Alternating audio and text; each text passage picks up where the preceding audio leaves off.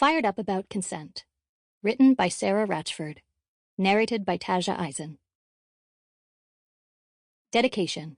This book is for survivors. I believe you. Introduction. When I was a little kid, I was afraid of nothing. I always had to climb to the top of the tree or go on the scariest ride at the amusement park. Always had something to say. My mom would braid my hair or otherwise wrestle it into place, but I would invariably yank it out again and come home from school with my hair full of dirt and leaves from running around and fighting with the boys. When I was 11, that changed. I was wearing my new favorite shorts. They were short, white, denim, and made by Tommy Hilfiger. It was the 1990s, and that look was everything. I was obsessed. That is, until a trusted adult let me know there was something wrong with it. Be careful, she said. Those shorts are easy to get off. At first, I didn't know what she meant. Wouldn't it be a good thing that my clothes were easy to remove at the end of the day? I can't remember whether she explained or I figured it out later, but she was, of course, talking about men taking the shorts off. Before she walked into the room and said that to me, I had just been secretly playing with my Barbies. I thought she was being silly, overcautious, and perverse. I also thought I had nothing to worry about. That was the beginning, though, of my new life.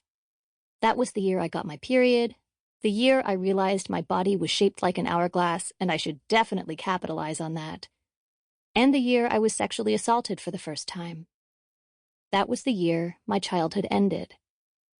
I had to start taking care of myself by realizing when I might be in danger, when men were around, and when I wasn't.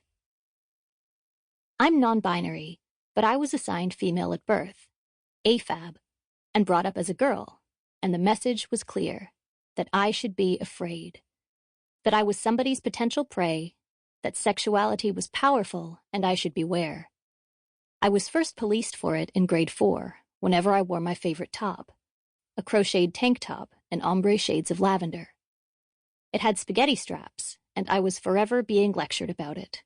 What I was wearing, where I was walking, who I was with, and what I was or wasn't drinking would plague me for my whole young life. And even though I knew I had better things to worry about, I saw no way out of it. Girls, the message went, were both dangerous and in perpetual danger. Not free. Expected to package themselves as sexual products, but only to a certain level, and not to actually enjoy it. This book is for everyone whose life is constrained by rape culture. Children who are raised as girls grow up being over-sexualized and expected to over-control for our latent potential sexuality, and for simply existing in the world. This state of affairs is ending. Survivors, especially trans survivors and survivors of color, have long campaigned against it. So have rape crisis workers, academics, and feminist activists. Me Too, an international uprising of survivors demanding a better, safer life, started up again in 2017. It's still going strong 3 years later, and it showed that for the first time, sexual assault is slowly becoming unacceptable. My hope is that this book will contribute to that resistance by shedding light on the cultural climate surrounding rape and sexual assault, and suggesting some concrete ways to move forward, up and out of it, into a more consent-based future. I hope young people will use this book to learn to have healthy, mutually satisfying sex lives. A note on language. This is a survivor-informed book that aims to empower. I try to reflect this with language.